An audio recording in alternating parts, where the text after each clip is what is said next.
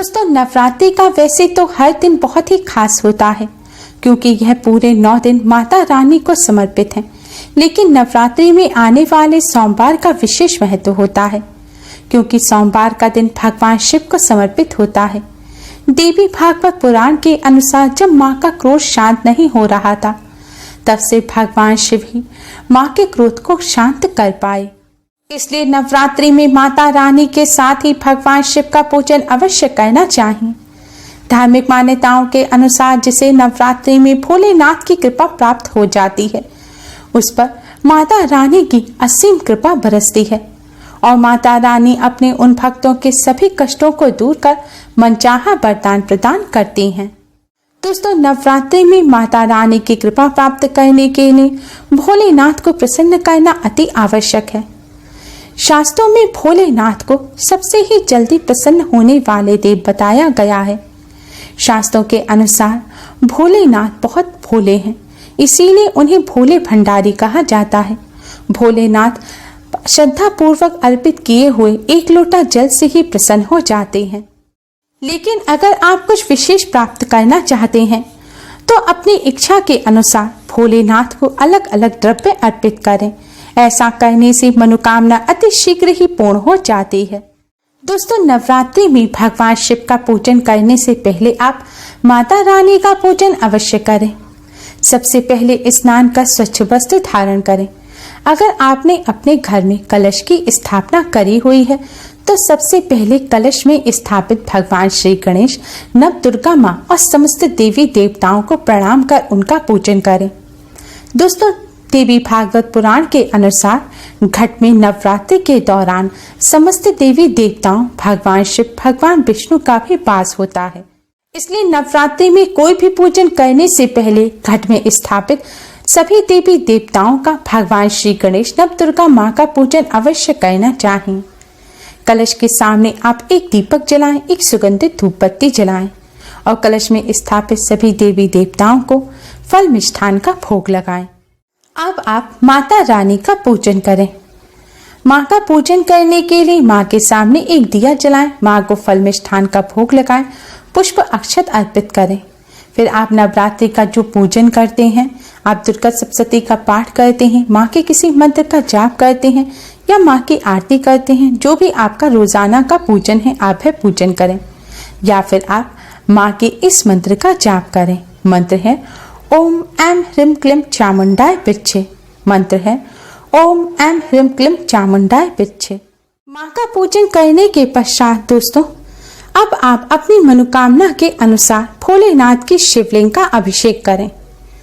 दोस्तों, अगर आपके बनते हुए कार्य बिगड़ जाते हैं, आपके कार्यों में बार बार बाधाएं आ रही हैं, जीवन में लगातार कोई ना कोई परेशानी बनी रहती है, एक परेशानी खत्म नहीं होती कि दूसरी शुरू हो जाती है, आप पितृदोष से पीड़ित हैं, तो दोस्तों आप एक लोटे में शुद्ध जल लें। इस जल में आप थोड़ा सा गंगा जल डालें। फिर आप इसमें थोड़ी सी शक्कर डालें। शक्कर के स्थान पर आप बताशा या कोई मिष्ठान भी डाल सकते हैं।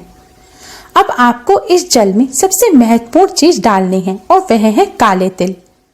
अब दोस्तों, आपको इस जल से भोलेनाथ की शिवलिंग का अभिषेक करना है। अभिषेक करने के पश्चात आपकी जो भी समस्या है वह आप भोलेनाथ के सामने कहें और समस्या को दूर करने की प्रार्थना करें। दोस्तों, इस तरह भोलेनाथ का अभिषेक करने से जीवन से सभी प्रकार के कलेश समाप्त हो जाते हैं, मानसिक और शारीरिक तौर पर स्वस्थ रहते हैं, अचानक आने वाली तकलीफों से भी राहत मिलती है, कार्यों में आ रही रुकावट दूर होती है और बिगड़े कार्य भी बनने लग जाते हैं। साथ ही पितृ भी प्रसन्न होते हैं और पितृदोष से भी राहत मिलती है। माता रानी और भोलेनाथ अपने भक्तों के कष्टों को दूर करते हैं। दोस्तों, अगर आप संतान सुख से वंचित हैं या आपके संतान तो हैं लेकिन उनका व्यवहार अच्छा नहीं है, आपके संतान गलत संगत में पड़ गए हैं, तो दोस्तों आपको आज के दिन भोलेनाथ की शिवलिंग का शुद्ध जल से अभिषेक करना है। अभिषेक करने के पश्चात आपको भोलेनाथ की शिवलिंग पर साबुत गेहूं चढ़ाने हैं। आपको भोलेनाथ की शिवलिंग पर कुल 11 बार गेहूं चढ़ाने हैं गेहूं चढ़ाने के पश्चात आप फिर से भोलेनाथ की शिवलिंग का अभिषेक करें और संतान संबंधी जो भी समस्या है उसे दूर करने की प्रार्थना करें। जल चढ़ाने के बाद आपको एक बार रुद्राष्टक का पाठ अवश्य ही करना है। आज के दिन इस तरह भोलेनाथ का पूजन करने से कुल का मान बढ़ाने वाली संतान का सुख मिलता है और संतान अगर गलत संगत में हो तो वह भी सुधर जाती है।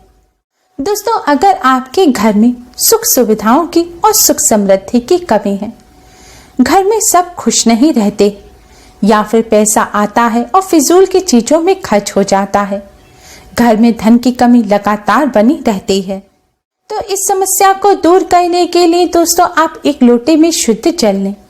जल में आप थोड़ा सा गंगा जल मिलाएं। अब आपको इस जल में ज्यादा सी चीनी मिलानी है। जी हाँ दोस्तों, चीनी 1-2 चुटकी नहीं बल्कि आपको लगभग 3 से 4 चम्मच चीनी इस जल में मिलानी है। जल को आपको एकदम मीठा कर लेना है। अब दोस्तों आपको इस जल से शिवलिंग का अभिषेक करना है। अभिषेक करने के पश्चात शुद्ध जल से भी आप शिवलिंग का अभिषेक अवश्य करें और फिर आप भोलेनाथ को प्रणाम कर माता रानी को भी प्रणाम करें और आपको जो भी धन संबंधी समस्या है, आपके घर में सुख समृद्धि की कमी है, सुख सुविधाओं की कमी है, इन सभी समस्या को दूर करने की माता रानी और भोलेनाथ से प्रार्थना करें। दोस्तों, आज के दिन इस तरह भोलेनाथ का पूजन करने से घर में सुख समृद्धि की कभी कमी नहीं रहती, घर में पैसा टिकने लगता है और परिवार में खुशियां आती हैं। दोस्तों, अगर आप व्यापार कर रहे हैं और आपका व्यापार अच्छा नहीं चल रहा है, धन प्राप्ति के नए मार्ग नहीं दिख रहे, कड़ी मेहनत कड़े प्रयास के बाद भी आपको धन प्राप्त नहीं हो पा रहा है, नौकरी कर रहे हैं लेकिन पदोन्नति नहीं हो पा रही, दोस्तों इन समस्याओं से छुटकारा प्राप्त करने के लिए आप थोड़े से साबुत चावल लें। ध्यान रखें, चावल का हर दाना साबुत होना चाहिए। अब आप भोलेनाथ की शिवलिंग का जल से अभिषेक करें। इस जल में आप थोड़ा सा गंगा जल अवश्य मिला लें।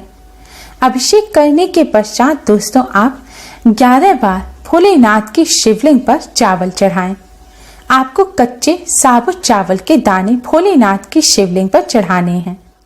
चावल चढ़ाने के बाद आप फिर से जल से भोलेनाथ की शिवलिंग का अभिषेक करें और फिर आप माता रानी माँ लक्ष्मी को प्रणाम करें, भोलेनाथ को प्रणाम करें और आपके व्यापार में नौकरी में जो भी समस्या हो, धन संबंधी जो भी समस्या हो, उसे दूर करने की प्रार्थना करें।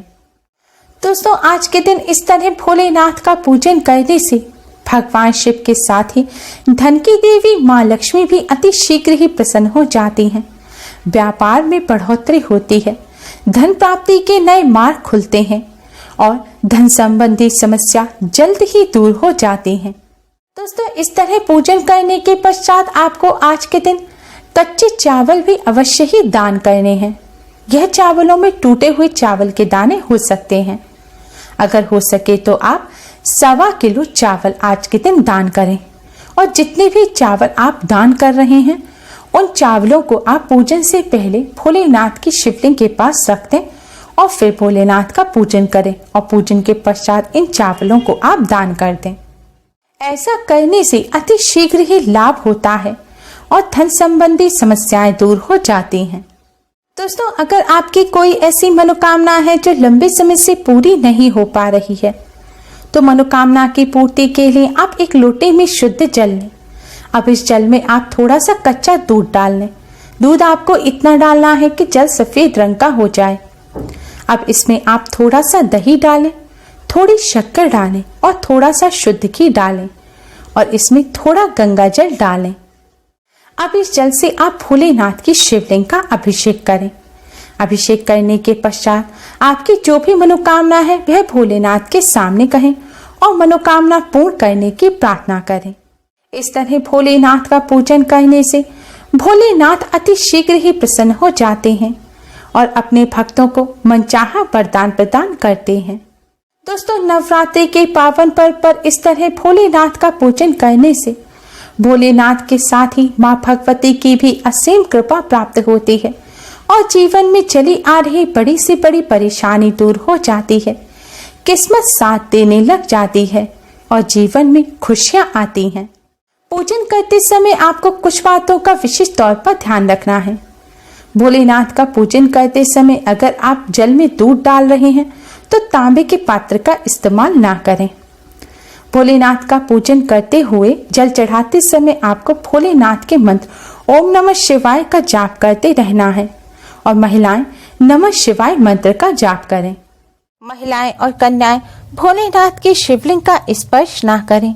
Please like, share and subscribe. Thanks for watching. जय माता दी।